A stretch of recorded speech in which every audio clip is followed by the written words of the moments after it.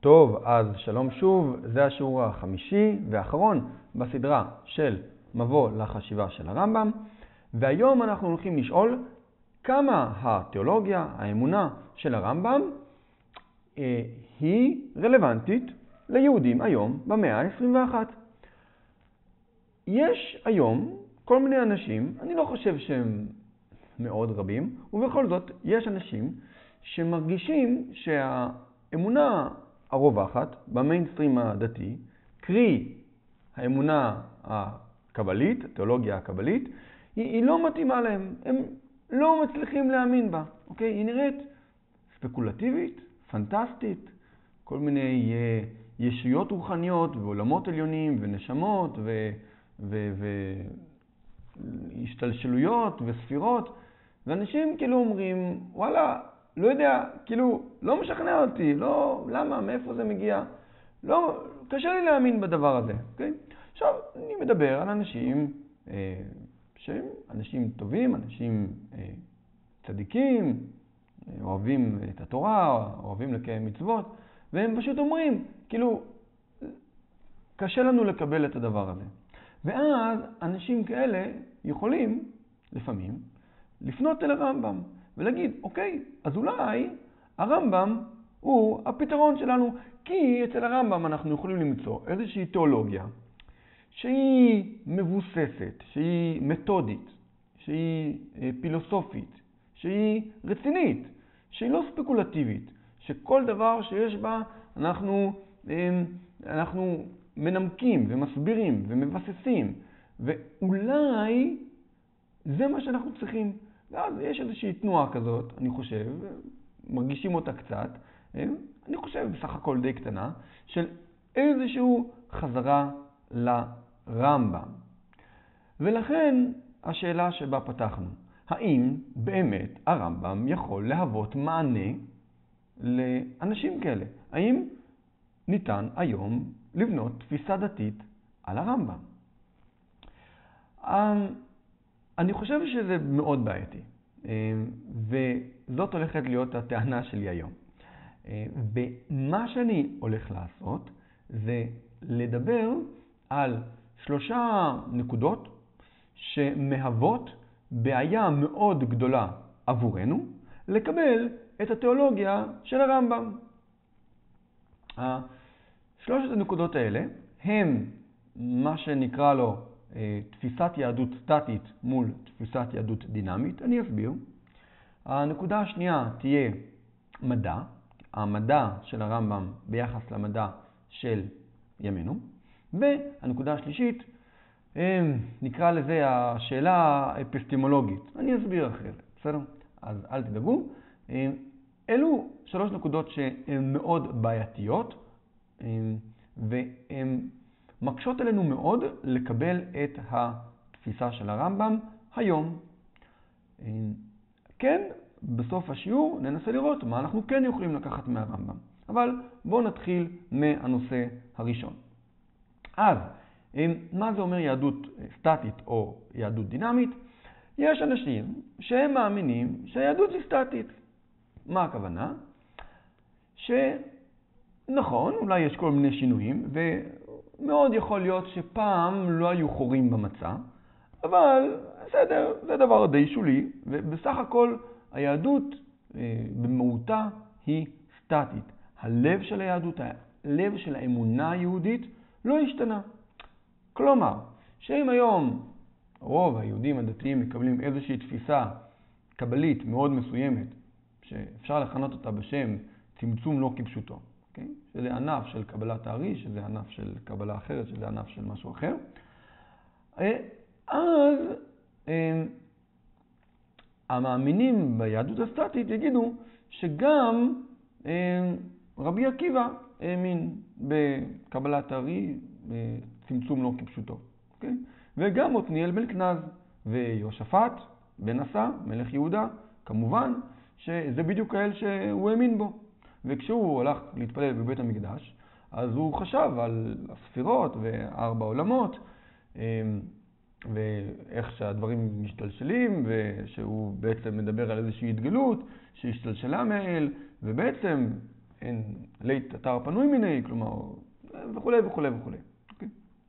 וכך בעצם יגידו האנשים שמאמינים ביהדות סטטית, כל אחד, אני לא מדבר על טועים ופושעים שהיו לאורך כל הדורות, כן? אבל הלב, השדרה של היהדות, תמיד האמינה במה שאנחנו מאמינים היום. אוקיי. לעומת זאת, יש אנשים שמאמינים ביהדות דינמית, אוקיי? ושוב, זה לא אומר שאין שום דבר דומה בין היום לבין, לא יודע, לפני 2500 שנה, אבל בסך הכל רוב הדברים משתנים. לא משתנים ביום אחד, לא משתנים במהפכות, משתנים לאט לאט מתוך כבוד, מתוך שמירת מסורת, מתוך הערכה, אבל לאט לאט דברים מתפתחים.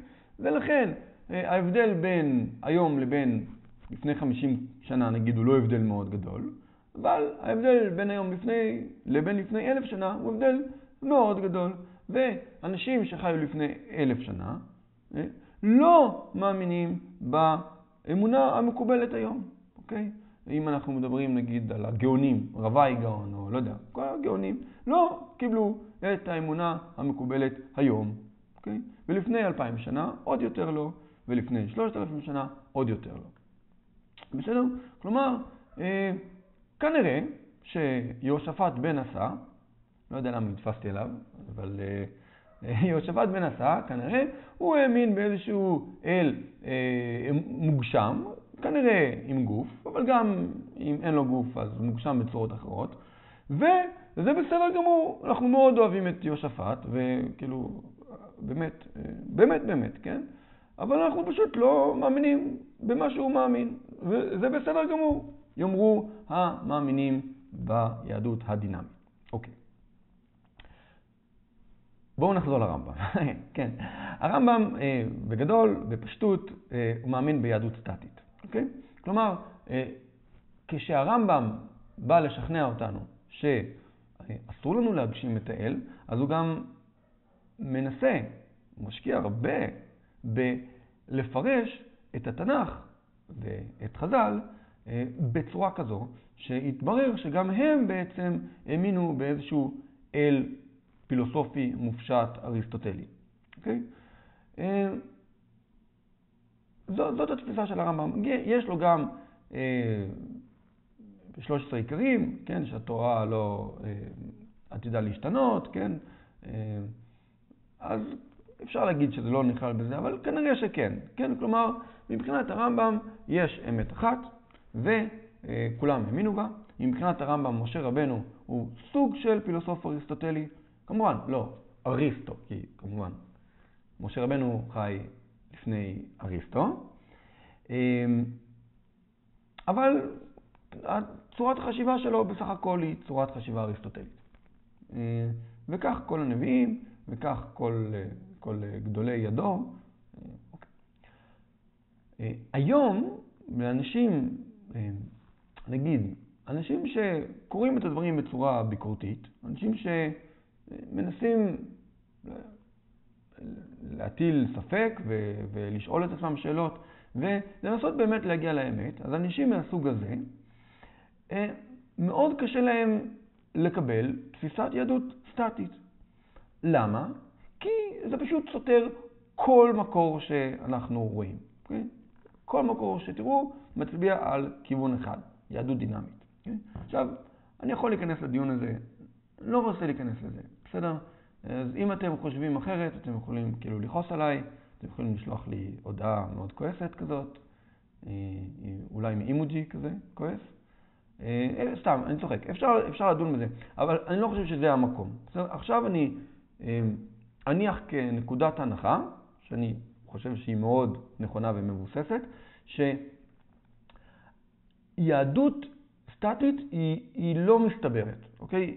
זאת אומרת, לחשוב, כמו הרמב"ם, שיהושפט בן עשה היה איזשהו פילוסוף אריסטוטלי, לחשוב שרבינה ורבי חנינא בן דוסה ורבי עקיבא ועתניאל בן כנז ותולע בן פועה, כל אלה היו רצף של פילוסופים אריסטוטליים. תראו, זה לא מסתבר, נו, מה לעשות? לא מסתבר, לא סביר להניח ככה, אוקיי? אז זאת נקודת ההנחה שלי שאני עומד מאחוריה, אבל אני לא אתווכח איתכם עליה עכשיו. עד כאן לא הגענו לבעיה עצמה. מה הבעיה עצמה? הבעיה עצמה זה סוג של טרגדיה רמב"מית כזאת, ואני אסביר אותה. נגיד רבי נחמן. אוקיי? רבי נחמן יכול לבוא לתלמידים שלו ולהגיד להם, תלמידי היקרים, דע לך בני אהובי, דעו לכם שאברהם אבינו היה ברסלבר. כן, אז מה התלמידים של רבי נחמן יגידו? בוודאי שהוא היה ברסלבר. מה השאלה? למה בעצם שלא יהיה ברסלבר? כולנו ברסלברים. למה לא אברהם אבינו? כן?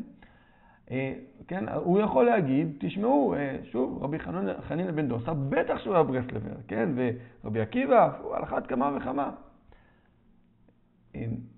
כי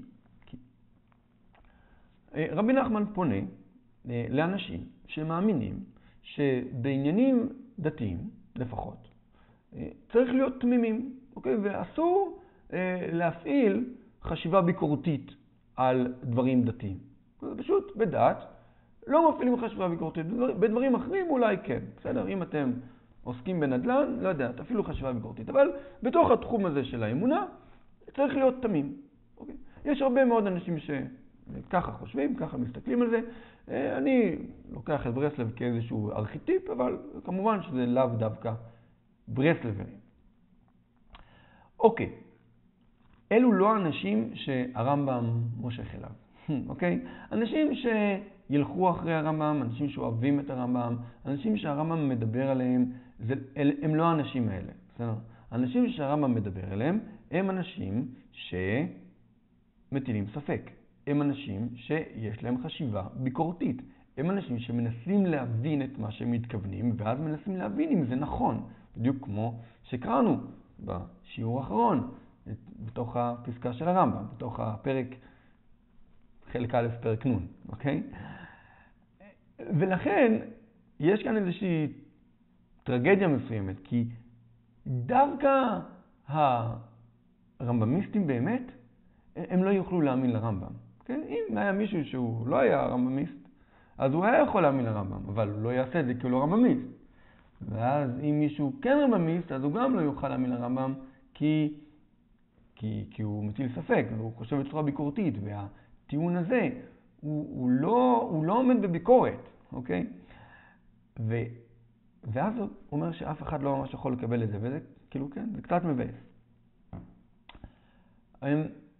בכל מקרה, אפשר עכשיו לדון, אני לא רוצה לעשות את זה בשאלה, טוב, אז מה הרמב"ם חשב? מה הרמב"ם, כאילו, הוא לא שם לב שזה לא סביר? אפשר להגיד הרבה מאוד דברים. א', היהדות הייתה צעירה יותר אז, כן? באיזה 800 שנה. ויש עוד כל מיני דברים שאפשר להגיד. אני לא רוצה להיכנס לתוך זה עכשיו, כי אני חושב שזאת תהיה סטייה גדולה מדי מהנושא של השיעור. בכל מקרה, השורה התחתונה, שורת הביניים, אוקיי? מסקנת הביניים היא שלפחות בנקודה הזאת, לאנשים היום, שהם אנשים שירצו ללכת אחרי הרמב"ם, הם לא יוכלו לקבל את התפיסה הזאת של הרמב"ם. אוקיי, עכשיו תגידו, בסדר, אוקיי, הרמב"ם אמר הרבה דברים וטען הרבה טיעונים, אז אנשים יכולים לבנות איזשהו עולם אמוני על כל מה שהרמב"ם אומר, חוץ מהנקודה הזאת. אוקיי, בסדר. אז א', בהחלט אפשרי. ב', בכל זאת, זאת נקודה חשובה. אוקיי? כלומר, זה לא איזה משהו שולי, זה משהו חשוב. זה משהו בסיסי באיך שאנחנו רואים את היהדות, באיך שאנחנו מתנהלים מול היהדות, באיך שאנחנו בונים איזושהי תפיסה דתית. כלומר, האם אני מרגיש שזה לגיטימי, אפילו מצופה ממני באיזשהו מובן, לא לקבל את מה שהאמינו אבות אבותיי, ופשוט לקבל את הדבר היחיד שיכול לשכנע אותי, או שאני מרגיש שזה לא לגיטימי, ואם אני חושב משהו, אז אני מוכרח שזה יהיה מגולם בתוך פרשנות של המקורות הקדומים. והרמב"ם, כאמור, משקיע הרבה מאוד מאמץ בלנסות להוכיח שחז"ל והתנ"ך היו כאילו פילוסופים שהאמינו באל פילוסופי. אוקיי, אז אני חושב שזאת נקודה משמעותית. אוקיי? עם זאת, נכון, אז אפשר להגיד, אנחנו בונים את התפיסה הדתית שלנו על הרמב"ם, מינוס נקודה שהיא משמעותית. אוקיי, זה יכול להיות סיכום לנקודה הראשונה. בואו נעבור הלאה. הנושא השני שאני רציתי לדבר עליו היום, זה מדע של ימינו, לעומת מדע אריסטוטלי שאותו קיבל הרמב"ם, כמו שקיבלו פחות או יותר כולם, גם אנשים שחלקו על הרמב"ם. זה פשוט מה שמקובל היה. אז תנו לי בכמה דקות לתאר לכם את עיקרי הדברים. אני כמובן לא אוכל להסביר לכם את כל המדע האריסטוטלי, כי א', אני לא מכיר את הכל, וב', גם את מה שאני מכיר אני לא אספיק. אבל ממש את עיקרי הדברים. אז כמה דברים שחשוב לדעת על המדע האריסטוטלי.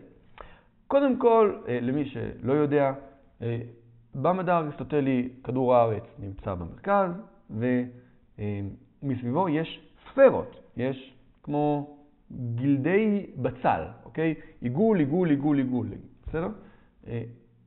הספרות האלה, העיגולים האלה, הם שקופים לחלוטין, ובחלק מהעיגולים האלה יש כוכב, או הרבה כוכבים, או שמש נגיד, או ירח, אז יש כדור הארץ. כדור הארץ מורכב מ4 יסודות, אוקיי? אדמה, מים, אוויר ואש, בסדר? זה כמובן מגיע מפילוסוף יווני בשם אמפודוקלס, שאני בטח לא מבטא את השם שלו נכון. וזה היה די מקובל בתקופה של הרמב"ם. כל היסודות האלה מתערבבים אחד עם השני ויוצרים כל מיני דברים, אוקיי? אז אם יש איזשהו שילוב מאוד מסוים שיכול ליצור בן אדם, ויש שילוב אחר שיכול ליצור תפוח, ויש שילוב אחר שיכול ליצור מחשב. אוקיי. עכשיו, הספרות, שזה גם העיגולים האלה השקופים וגם הכוכבים שנמצאים בתוכם, הם עשויים מיסוד חמישי. אוקיי? לפעמים אפשר לקרוא לו אתר. יש יסוד חמישי שכל השאר, כל מה שמעל מה שנקרא גלגל הירח, הכל בנוי מהיסוד החמישי הזה. אוקיי? גלגל הירח כמובן זה הגלגל שקרוב אלינו, ואז מעליו יש את גלגל של כאילו כוכב חמה, מרקורי, ואז מעליו נוגה, ואז שמש, ואז מאדים, וכן הלאה וכן הלאה. טוב, הבנתם לרעיון. אוקיי. כל הכוכבים זזים כזה, לא בדיוק נכון שהכוכבים זזים, הגלגלים זזים, אוקיי? הגלגלים זזים, וכשהם זזים, הם מזיזים את הגלגל שעוד יותר בפנים, והגלגל שעוד יותר בפנים מזיז את הגלגל שעוד יותר בפנים, וביחד זה יוצר תנועות מאוד מאוד מאוד מורכבות, שמצליחות להסביר את תנועת גרמי השמיים, אוקיי? זה מדע מאוד מסובך, איך בדיוק כל השילובים של הגלגלים מסבירים את תנועות הכוכבים. יש כוכבים שהתנועות שלהם מאוד מסובכות, כמו כוכבי הלכת, בעיקר כאילו מאדים ואילך, כן? שזה מאדים שבתאי צדק, כי כמובן לא ידעו אז על נפטון, אורנוס, נפטון, פלוטו, כן? טוב, פלוטו כבר לא רלוונטי. אז קיצור, התנועות של מאדים ושבתאי וצדק הן תנועות מאוד מאוד מורכבות, וכל השילובים האלה של כל הגלגלים הם שילובים מאוד מאוד מסובכים, שבתקופה של אריסטו היו מסובכים, והסתבכו עוד ועוד ועוד ועוד עם הזמן. והרמב"ם בעצם הוא כבר בנוי על פטולמאוס, שהוא היה אסטרונום יווני מצרי, מאוד גדול במאה הראשונה, אני חושב, לספירה. אוקיי, זה לגבי זה. טוב, בואו נמשיך הלאה. במדע של אריסטו, גוף נע רק אם מניעים אותו, אוקיי? כלומר, אם אני רואה משהו זז, משמע, מישהו הזיז אותו, או משהו הזיז אותו. יכול להיות שהמשהו הזה חיצוני, נגיד, כדור עף, אז משהו חיצוני כמו ילד בעט בו. אוקיי. יכול להיות שהילד זז, אז פשוט הוא הניע את עצמו, אבל כך או כך מישהו הניע את הדבר הזה. אוקיי. יכול להיות מישהו עזב אבן, ואז האבן נפלה לרצפה. אוקיי, אז מישהו הרים את האבן, ואז האבן פשוט רק רוצה לחזור למקום שלה, וזהו, ומעבר לזה היא לא תזוז. אוקיי.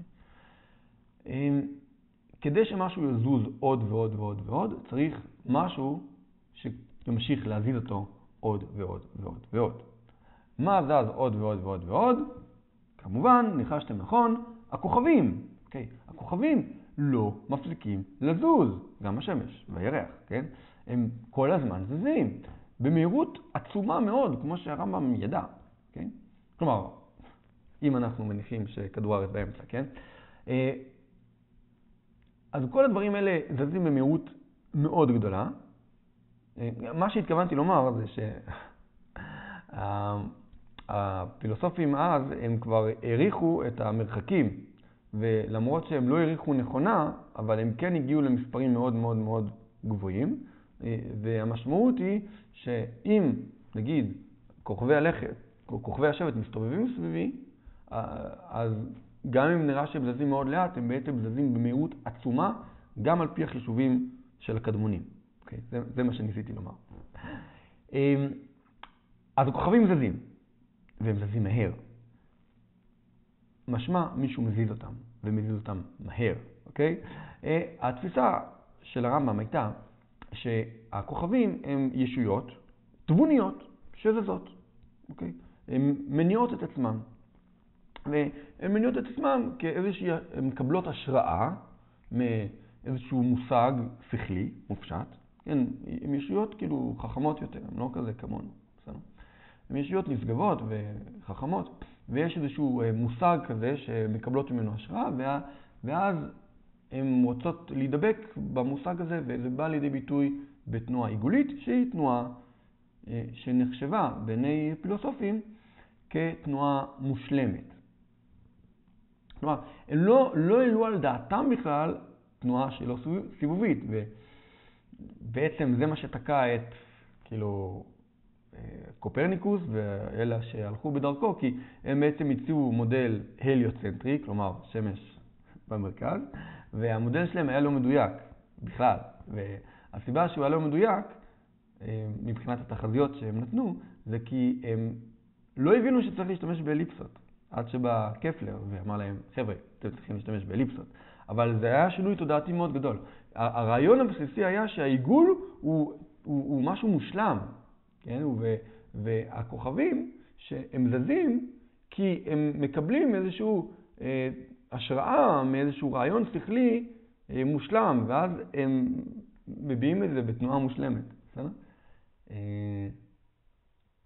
אוקיי, אז זה בגדול הנקודה הזאת. עכשיו, היום, כמו שאתם כנראה יודעים,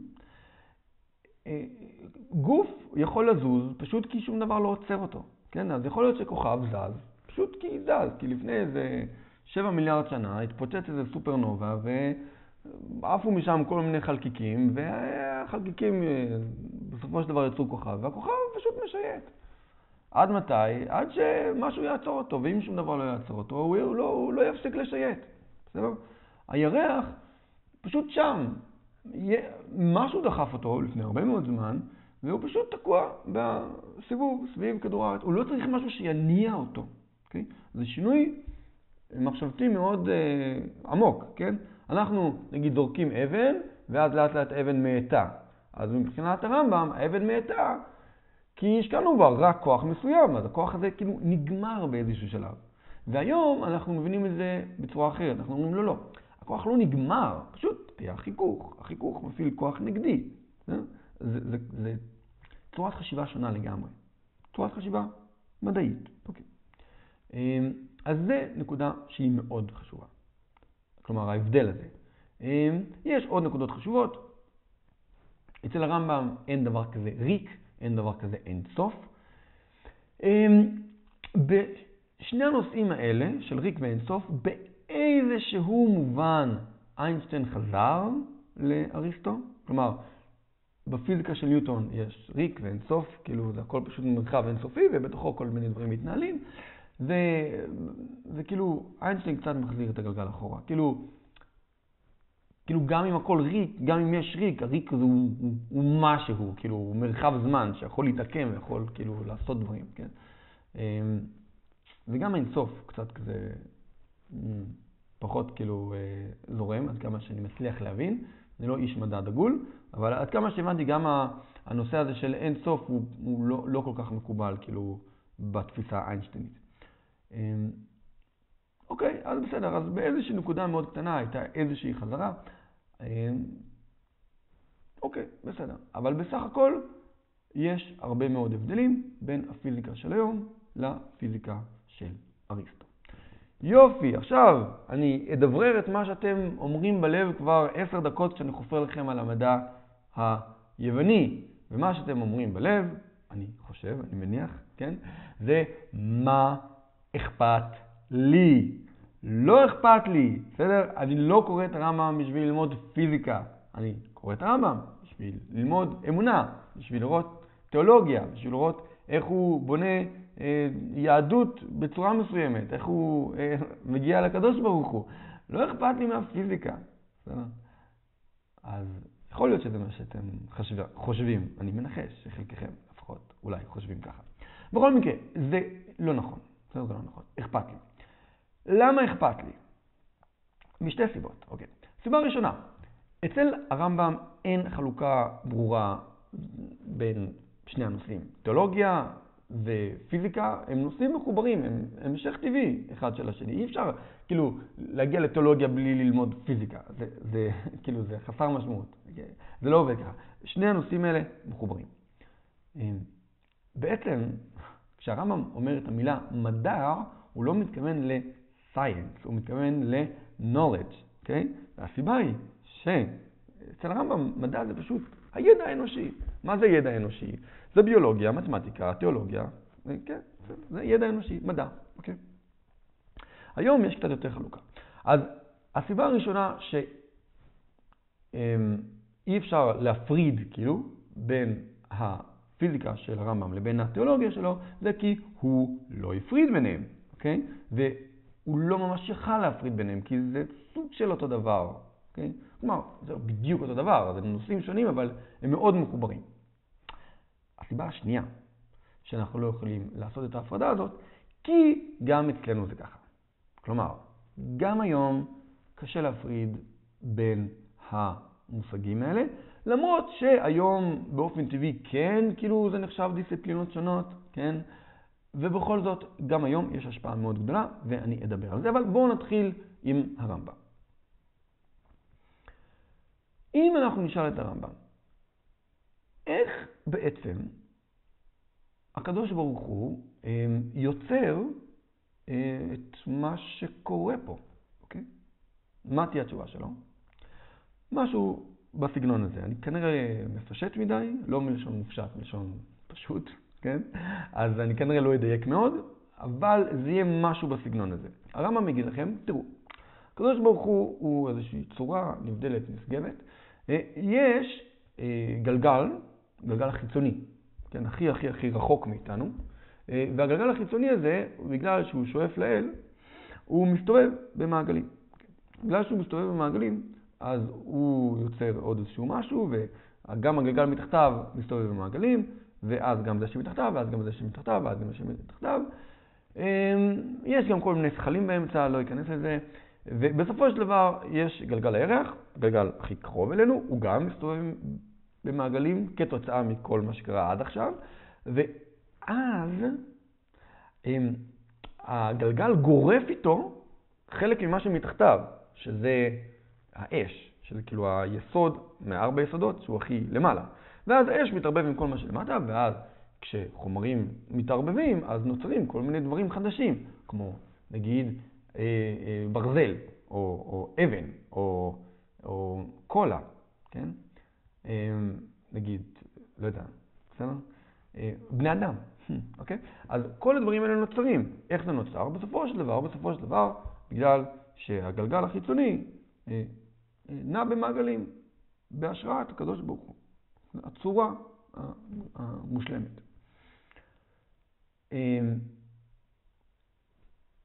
התשובה הזאת, למקרה שלא שמתם לב, היא תשובה שמבוססת על הפיזיקה של אריסטו, אוקיי? כאילו, אי אפשר לעשות העתק הדבק ולשים אותה בפיזיקה מודרנית, כן? כלומר, כל הדרך חשיבה התיאולוגית של הרמב"ם, של איך הקדוש ברוך הוא בסופו של דבר משפיע על העולם, הדרך הזאת מבוססת על פיזיקה אריסטוטלית, על גלגלים שמזיזים גלגלים, וגם כל מיני שכלים באמצע. בסדר? טוב, אני אשים הערה קטנה.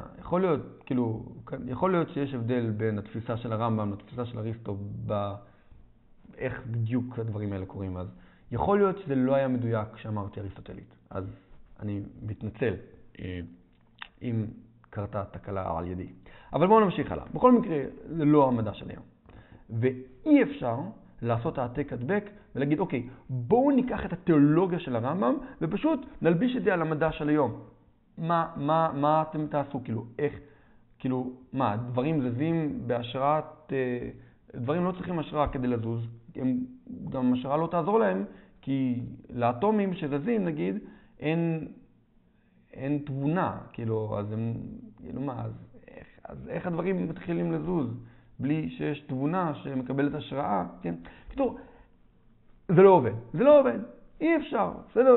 ואם אתם תנסו לעשות כל מיני הסברים מאוד מאוד מסובכים, כדי לעשות איזושהי השלכה של הרעיון הזה על פיזיקה מודרנית, זה פשוט יהיה מאוד רחוק מהרמב"ם, ויהיה קשה לומר על זה תיאולוגיה רמב"מית, אוקיי? אני אביא לכם עוד דוגמה. איך הרמב"ם מוכיח את קיום האל. ולא רק את קיום האל, גם את קיום הדברים החשובים באל, כמו לדוגמה שהוא לא גוף, שהוא אחד, וכל מיני דברים כאלה. איך הוא מוכיח את זה? אז הרעיון הוא, כן, שאצל הרמב"ם, כן, הגוף לא יכול לנוע באופן תמידי לבד. Okay? כדי שגוף ינוע באופן תמידי, צריך משהו שיזיז אותו באופן תמידי. Okay?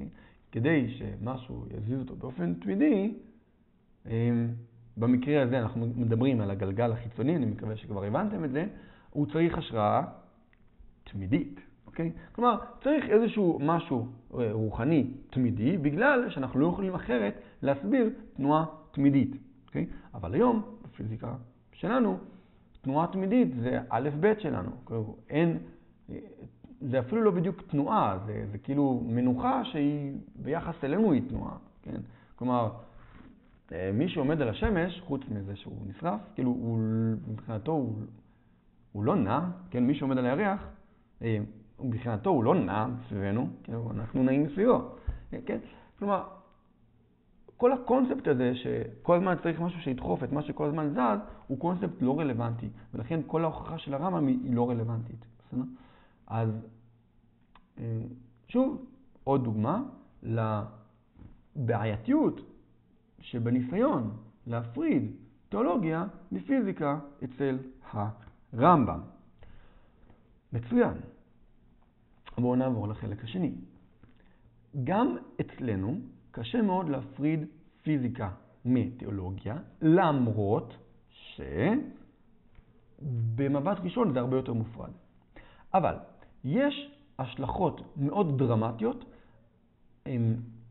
מהמדע לאיך שאנחנו רואים את העולם בכלל. ולמה אני מתכוון?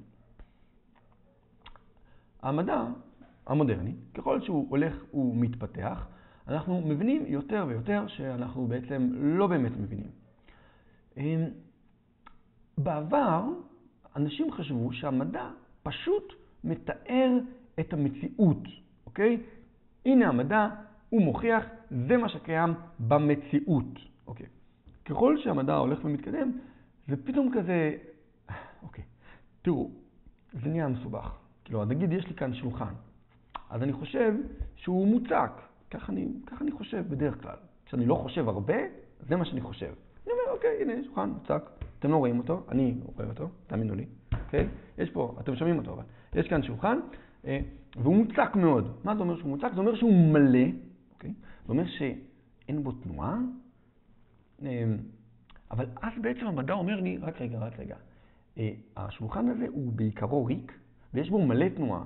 יש בו מלא תנועה כי הוא לא בטמפרטורת האפס המוחלט, משמע שהאטומים שלו זזים. אוקיי, זה כבר מוזר, אבל זאת רק ההתחלה, נכון? כי אנחנו מבינים שבתוך האטומים אז יש כל האלקטרונים המוזרים האלה, ואז יש את הגרעין, שגם אותם אנחנו לא באמת יודעים איך הם נראים. אולי אפילו המושג נראים הוא קצת חסר משמעות, כי זה משהו שאי אפשר לראות כי הוא קטן, אז זה כזה... אני יכול להגיד על איך נראים הרי האלפים, כי בתיאוריה אני יכול להיות שם ואז לראות את זה, אבל להגיד איך נראה אלקטרון, כאילו, אני לא יודע אם זאת בכלל שאלה בעלת משמעות. טוב, אני צריך לחשוב על זה. אבל יש את האטומים האלה שאנחנו לא באמת יודעים מה הם, ואז בתוכם יש קווארקים שהם עוד יותר מוזרים. כאילו, מה זה קווארק? ואז אנחנו משתמשים בכל מיני מושגים, כמו צבע או קסם, כן? לא יודע אם שמעתם, כל מיני מילים כאלה. שברור לכולם שהם לא מבטאים מציאות, אלא הם כלים, שהם כלים נוחים, הם כלים יעילים, שמאפשרים לנו לקבל איזשהו ציור שמאפשר לנו להמשיך במחקר ואולי אפילו לייצר טכנולוגיות גבוהות. בסדר, אז ברגע שהגענו לקווארקים, או לא יודע, לאיינשטיין, או לקוונטים ושדות וכל מיני דברים מוזרים כאלה, אנחנו כבר לגמרי איבדנו את היומרה לתאר את המציאות. אוקיי? אז החשיבה הבסיסית שלנו היום, כשאנחנו מסתכלים על החיים, על העולם, כן? היא שבעצם אנחנו לא באמת יודעים, וכאילו אנחנו פשוט, לא יודע, מנסים להתנהל בעולם, למצוא כלים טובים. וזה, שוב, משפיע על איך שאנחנו רואים את העולם, ואיך שאנחנו עושים פילוסופיה, ואיך שאנחנו עושים תיאולוגיה. אוקיי? וזה מוביל אותי לנקודה השלישית. הנקודה השלישית היא הנקודה האפיסטמולוגית. אפיסטמולוגיה זה כאילו, זה כמו הכרה, תורת ההכרה, זה כאילו מה אני מבין, איך אני מבין את מה שאני מבין, מה זה אומר שאני מבין משהו, כל מיני שאלות מוזרות מהסוג הזה. ומה שאני מתכוון לדבר עליו זה פשוט השאלה, האם אנחנו יכולים להכיר את המציאות עצמה? ובדרך כלל היום התשובה היא לא. וזה מוביל אותנו לדייוויד יום ולקאנט, ואני לא רוצה להיכנס לזה, אבל אולי לצורך הנוחות פשוט נאשים את קאנט בכל הרעה הזאת, ונגיד שבעולם של אחרי קאנט, אנחנו כבר לא יכולים להסתכל על המציאות, לא משנה, על משהו, ולהגיד זאת המציאות עצמה. אוקיי? אז אצל הרמב"ם יש לו כל מיני מקורות מידע, והוא אומר, על סמך המקורות מידע האלה, אני יודע שא', ב', ג', זה המציאות עצמה. פשוט, זה מה יש. אוקיי? אחרי קאנט, אנחנו כבר לא יכולים להגיד את זה. אחרי קאנט, אנחנו כבר צריכים לטעון טענות מורכבות יותר. כמו, לדוגמה, אם אצל הרמב"ם הייתי יכול לומר, זה שולחן, והטיעון זה שולחן הוא טיעון אמיתי, okay? אחרי קאנט אני אומר משהו כזה, יש כאן שולחן, הטיעון הזה הוא אמיתי, והמשמעות של היות השולחן אמיתי היא א' ב' ג', כי כבר לא ברור מה זה בכלל אומר אמיתי. Okay? אז אצל קאנט, צורך העניין, בסדר? אמיתי במובן הזה זה בתוך איזשהו עולם שנקרא פנומנה, כאילו עולם התופעות. כלומר, אנחנו לא יודעים מה המציאות המוחלטת, אנחנו לא יודעים מה זה אומר מציאות מוחלטת, ואם יש מציאות מוחלטת, ומה זה אומר שולחן במציאות המוחלטת, ואם בכלל רלוונטי לדבר על שולחנות במציאות מוחלטת. אבל המוח שלנו, על סמך כל מיני קטגוריות, כמו זמן ומרחב, מספר, וכל מיני דברים מוזרים כאלה, המוח שלנו בונה איזשהו עולם, והעולם הזה הוא עולם התופעות. ובתוך העולם הזה יש פה שולחן, אוקיי? אז בקיצור, לא מספיק לומר X הוא אמיתי, צריך לומר X הוא אמיתי, והמשמעות של היותו של X אמיתי היא Y. אוקיי? זה הבדל גדול. אוקיי? אנחנו כבר לא יכולים לדבר על המציאות עצמה. אנחנו כבר צריכים להיות הרבה יותר מורכבים. אנחנו צריכים לומר למה אנחנו בעצם מתכוונים. אז נגיד, אם אצל הרמב"ם אנחנו אומרים, לא יודע, אני מאמין באמונה שלמה, לא יודע, שנבואת משה היא מעבר אוקיי, אז אמרנו מעבר לנבואה של שאר הנביאים, כן? אחד מהעיקרים של הרמב"ם. אז אמרנו טיעון, אוקיי? אמרנו שאנחנו מאמינים בזה, משמע מבחינתנו זאת אמת, אבל מה זה אומר שמבחינתנו זאת אמת?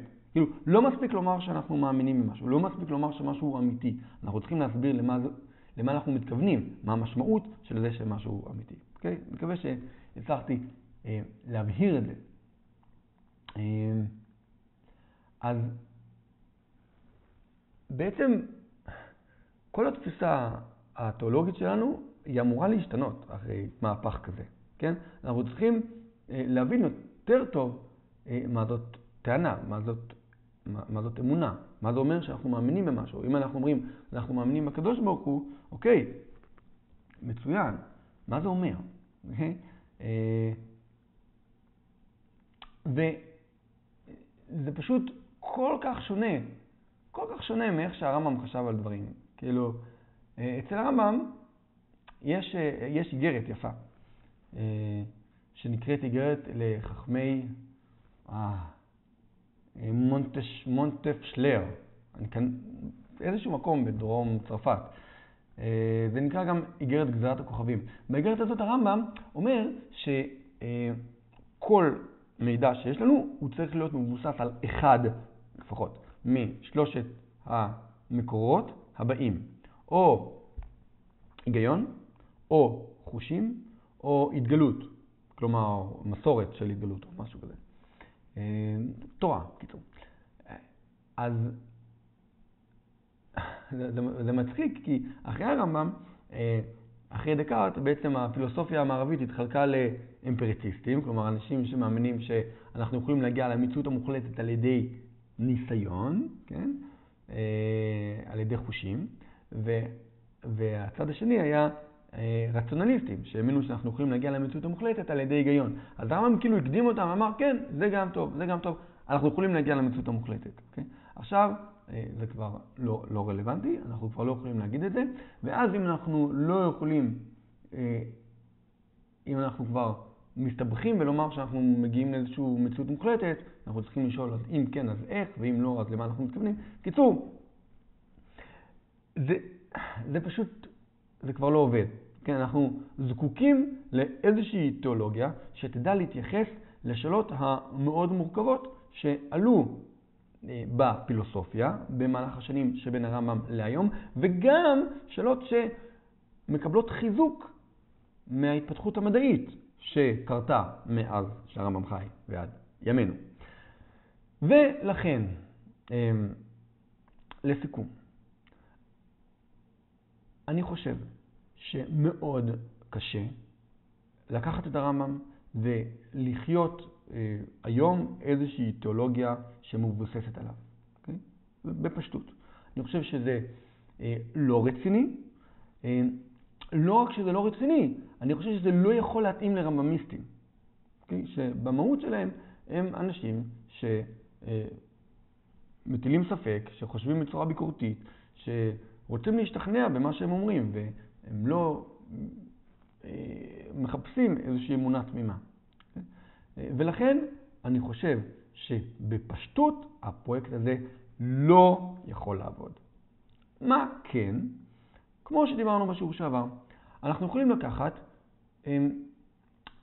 צורות חשיבה של הרמב"ם, שהן מאוד רלוונטיות להיום. אולי אפילו יותר רלוונטיות ממה שהיה בעבר. אולי אפילו צורות חשיבה שאנחנו ממש זקוקים להן היום. ואיתם אנחנו יכולים להשתמש כדי ליצור תיאולוגיה מתקבלת על הדעת יותר. טוב. תיאולוגיה שהיא מתאימה לנו יותר. כן? לדוגמה, ראינו בשיעור שעבר שמבחינת הרמב"ם, לכל טיעון, לכל אמירה בפה, כן? צריך להיות איזשהו כיסוי הבנתי. כן? אנחנו יכולים לדרוש מעצמנו, כן? שכשאנחנו טוענים טיעון, אנחנו נבין מה אנחנו אומרים. כן? זאת דרישה שלא מאוד מקובלת בחשיבה רוחנית, חשיבה דתית, כן? וזה משהו שאנחנו בהחלט יכולים לאמץ כדי ליצור משהו רציני יותר, או משהו פחות ספקולטיבי. אנחנו יכולים לאמץ גישה, כן? שאומרת שטיעון שהוא סותר את עצמו, שהוא אין לו שום מובן אנושי, הוא לא לגיטימי. אנחנו יכולים לקחת את הדבר הזה מהרמב"ם ולאמץ אותו. כן?